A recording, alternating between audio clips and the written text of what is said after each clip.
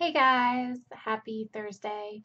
I'm finally doing the vlog I promised. Yeah.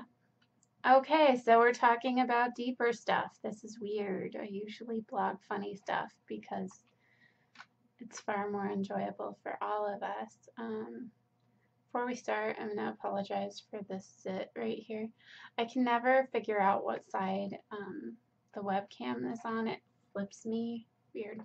But anyways, I apologize for this. It's disgusting. I don't know where it came from or why it's there.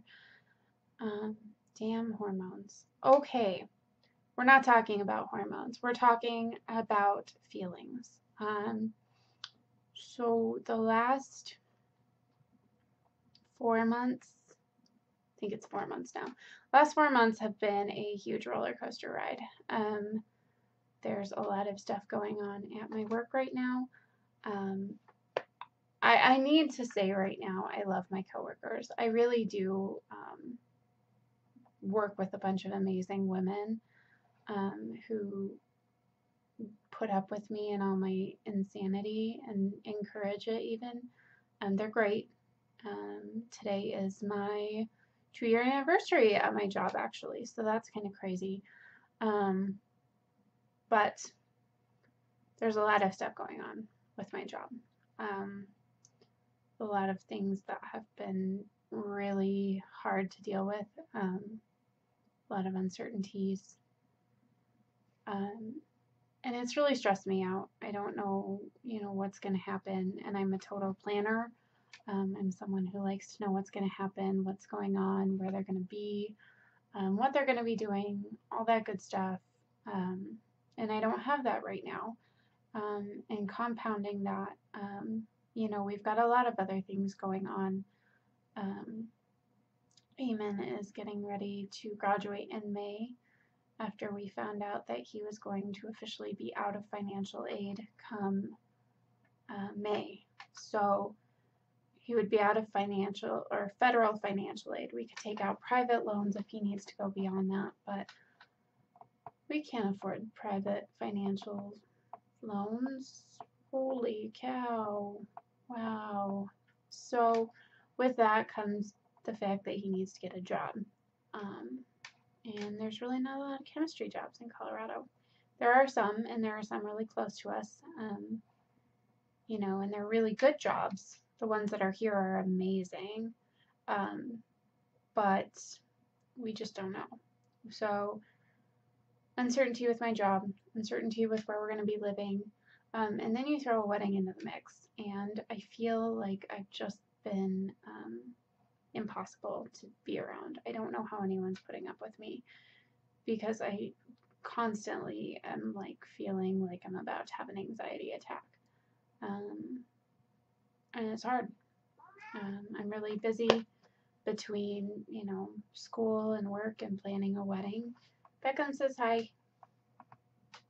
He knows we're talking about serious stuff, so he wanted to be here to be soothing. So yeah, between school and work and planning a wedding, and then all these emotional things, it's been really, really challenging. And I've tried really hard not to focus on it too much and dwell on it, but that's something that I really struggle with. So I had a talk on Monday. I know I mentioned this in Tuesday's blog post. I had an amazing Talk Tuesday with Seth, the world's greatest health and life counselor I've ever met. And I was telling him all about all of this and telling him kind of about what my journey has been like over the last year. And he basically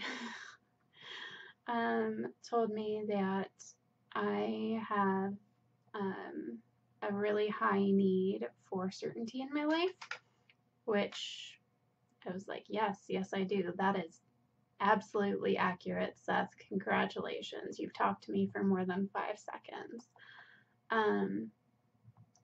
But what he told me more about certainty that I found really interesting was that when you are trying to manifest something in your life and you're pulling and pulling and pulling and pulling,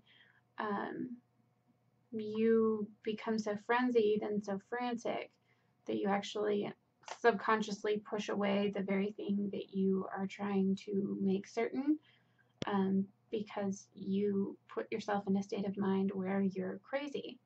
And craziness is the opposite of certainty. So basically, he told me that I was screwing myself over by trying to manage and handle and deal with the situation. And then he asked me about something that I know we've talked about on here. I'll put a link up to it too for you guys.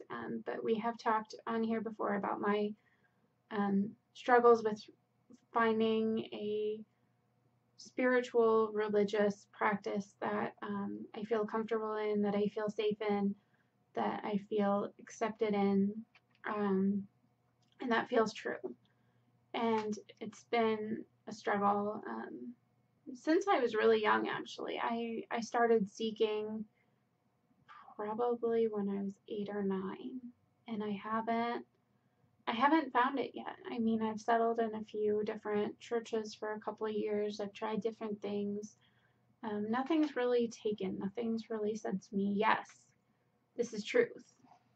You should believe this. I was raised in a household where it was strongly encouraged to seek and discover and draw conclusions for yourself. I was taught very early the early theology of the church, how the Bible came to be, why it is the way it is, why it's not some other way. And when you're taught that at a really young age, it becomes very challenging later on in life when you go to a church and they do their best to tell you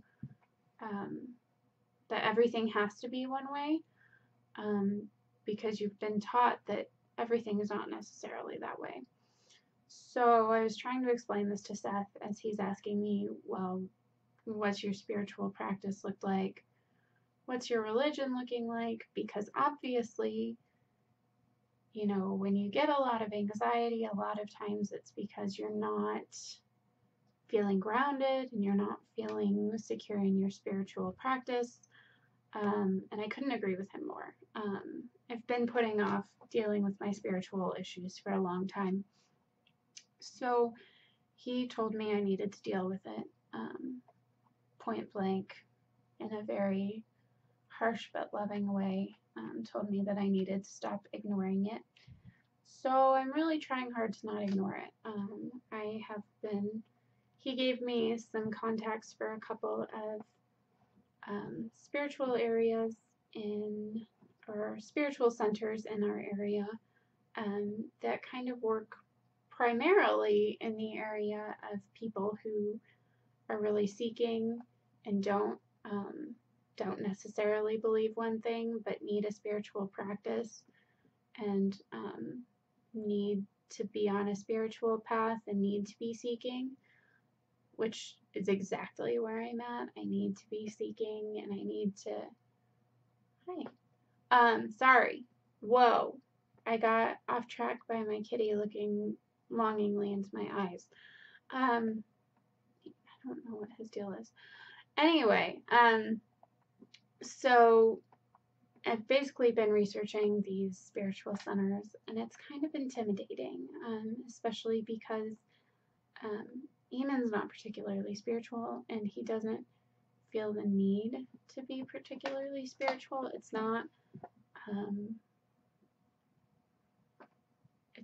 something that he needs as much as I do. He's seeking it in his own way and in his own time, and that's fine. And that's not a problem for me. I'm totally okay with him being wherever he wants to be on his journey. I don't ever feel like he and I have to be at the same place or believe the same things. We're just not those people. So he has been really supportive, though. He wants me to go seek out a church or a spiritual center or whatever it is.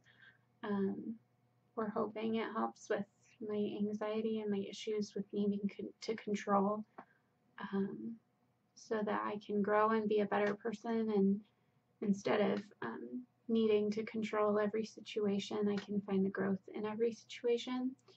That's something that Seth touched on that really hit home, was that instead of making certainty the number one most important thing in my life, and making that a huge part of my identity, I need to make growth and personal development the number one part of my life. And I liked that. I think that's good. So, yeah. The good news is, though, that since I started researching finding a spiritual path, all of a sudden the anxiety is like 80% less. I'm not going to say it's gone, but it's less. And I had a revelation about diet, actually, from this whole spiritual thing. That me trying to control my diet obsessively also stems from not having any sort of spiritual practice, anything that affirms and tells me that I'm okay. And it's just my need to control again. So I was able to just let go of feeling this urge to diet, and it's great. It feels good. I mean, there's nothing wrong with me. There's nothing wrong with the size I am. And my continued insistence that there is just ridiculous. So I don't know why I'm even still rambling about this. This is the worst vlog ever. Really, it's horrible. I don't think I'm going to post this, but anyways, Beckham the cat and I thank you for watching this train wreck about feelings, and we're going to sign off because I've got to go eat dinner and get ready to go to class. So we will see you next time. Beckham, say bye to the pretty ladies out there. Eamon hates it when I make Beckham wave bye. So, Eamon, I hope you're not watching.